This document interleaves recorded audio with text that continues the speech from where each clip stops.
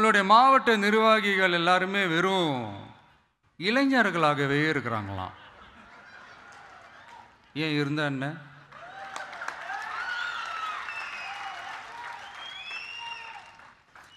அறிஞர் அண்ணா அவர்கள் கட்சி ஆரம்பிச்சப்போ அவர் பின்னாடி நின்னதும், புரட்சி தலைவர் எம்ஜிஆர் அவர்கள் கட்சி ஆரம்பிச்சப்போ அவர் பின்னாடி நின்னதும் வெறும் இளைஞர்கள் தான்.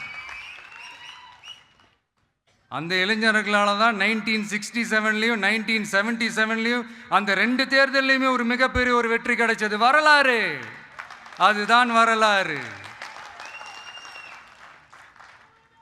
இப்போ அதே மாதிரி நம்ம மேலே இன்னொரு கம்ப்ளைண்ட்.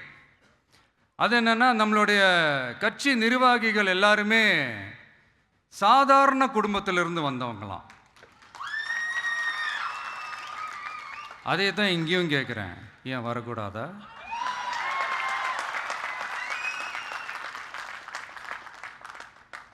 சாதாரண குடும்பத்திலேருந்து வந்தவங்க தான் பெருசு பெருசாக சாதிச்சிருக்கிறாங்க. இன்னும் சொல்ல போனால் நம்மளுடைய கட்சி எளிய மக்களுக்கான கட்சி தானே. அப்படி இருக்கும்போது நம்மளுடைய கட்சி நிர்வாகிகளும் எளிய குடும்பத்தை சேர்ந்தவங்களாக தான் இருப்பாங்க. நம்மளுடைய கட்சி ஒன்றும் பண்ணையாறுகளுக்கான கட்சி கிடையாதுல்ல.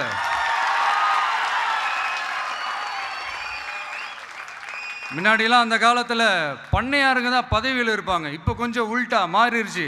பதவியில் இருக்கிறவங்களாம் பண்ணையாராக மாறிடுறாங்க.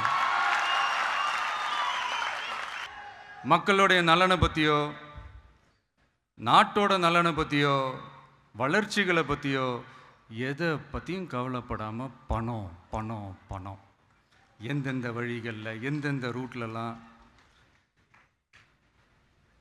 இப்படிப்பட்ட இந்த மைண்ட் செட் உள்ள இந்த பண்ணையார்களை அரசியலை விட்டே அகற்றுவது தான் நம்மளுடைய முதல் வேலை.